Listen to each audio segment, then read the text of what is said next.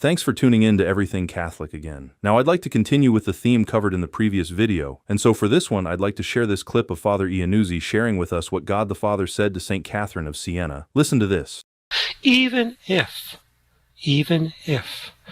the Pope was the worst human being on the planet. Why? Within the Pope, not the person only, but above all, the office that God entrusted to him.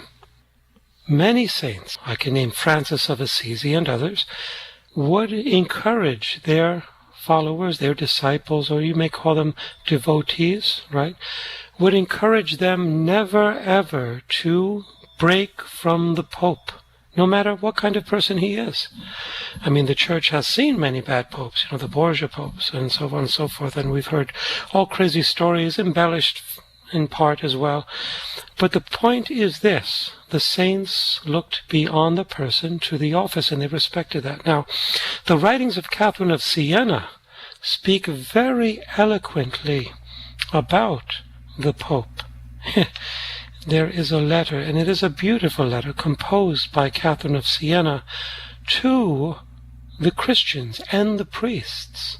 She was a very active lay third-order Dominican woman, celibate, virgin, who championed the cause of the Pope coming back from Avignon, France, to Rome.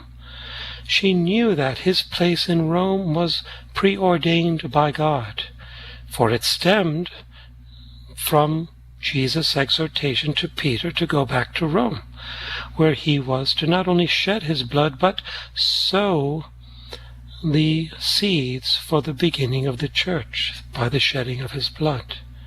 All right.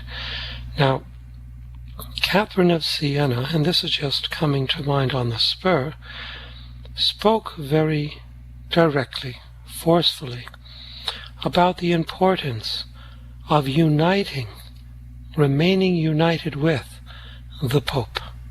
So I would like to share with you this particular excerpt that comes from her dialogue. The Italian translation of the English title for the book she wrote was called The Dialogue. In Italian, all she entitled the book was The Book, Il Libro. That was the title she gave the following work I will cite from, in which she writes as follows. Now remember, when Catherine of Siena writes, she writes in two ways. She expresses her interpretations of God the Father's revelation, and then she allows God the Father to speak himself. Jesus never communicated with Catherine of Siena. God the Father did. When I speak of communicating, I'm speaking of locutions, all right, and mystical revelations. God the Father was the one communicating with her. So the following passage taken from her book, entitled in Italian, The Book, Il Libro, and in English, The Dialogue, God the Father reveals as follows. The reverence you pay to priests, now this includes the Pope, okay, is not actually paid to them, but to me. This is God the Father speaking. In virtue of the blood Jesus shed, entrusted to their ministry. If this were not so, you should pay them as much reverence as to anyone else, and no more.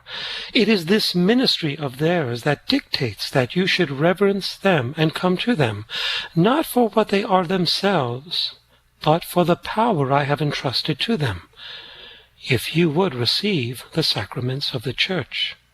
For this reason, no one has excuse to say, I am doing no harm, nor am I rebelling against Holy Church. I am simply acting against the sins of evil pastors. Such persons are deluded, blinded, as they are by their own selfishness. It is me they assault, just as it was me they reverenced. To me redounds every assault they make on my ministers. Derision, slander, disgrace, abuse. Whatever is done to them, I count as done to me. By not paying me reverence in the person of my minister, they have lost respect for me and persecuted them because of the many sins and faults they saw in them. If in truth the reverence they had for them had been for my sake, they would not have cut it off on account of any sin in them. For no sin can lessen the power of this sacrament of holy orders, and therefore their reverence should not lessen either. When it does, it is against me they sin. I have told you of the dignity in which I have placed my priests, having elected them for my ministers, on account of which dignity and authority I do not wish them to be punished by the hand of seculars on account of any personal defect. For those who punish them offend me miserably. Now that's one excerpt of God the Father to Catherine. Now earlier I said Jesus never reveals himself to her, but only God the Father. Now that's generally correct, but there are excerpts where the Trinity speaks to her, which includes the Father, the Son, and the Spirit.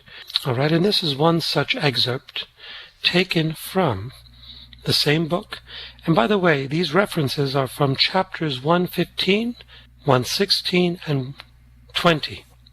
These three chapters contain the following excerpts I'm sharing with you of how God wishes us to approach church authority. All right? So here he tells her, or the Trinity tells her, as the Christ on earth has chosen them for his helpers, the right of correcting their defects belongs to him alone, and so I wish it to be. For I have withdrawn them from service and subjection to temporal masters on account of the excellence and authority which I have given them. Civil law has got nothing to do with their punishment. That right is placed in him, capital H, meaning God, whose office is to govern under the divine law. For these are my anointed ones. And inasmuch as I have said in the Scripture, do not touch my Christs, no greater ruin can come upon man than to constitute himself their punisher.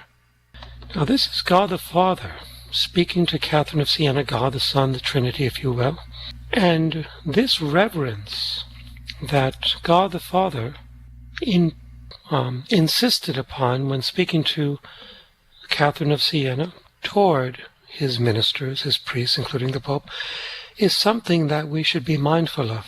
Well then, that will be all for the video this time. And as always, thank you so much for taking the time to be here with us. And hopefully all of you have learned so much from this video. And remember, if ever you have any feedback or suggestion, please let us know in the comments below. And from the bottom of my heart, thank you so much for your continuous support, contributions, and prayers. And until the next one, thanks again for watching, and may God bless you. I encourage you to pray for one another, to seek harmony with one another and with the Holy Father. He is the validly, canonically elected vicar of Christ. Stay close to him. Don't let anyone lead you away from him. Those who do so are deceiving you. Be obedient to the vicar of Christ. Be obedient to the Blessed Virgin Mary.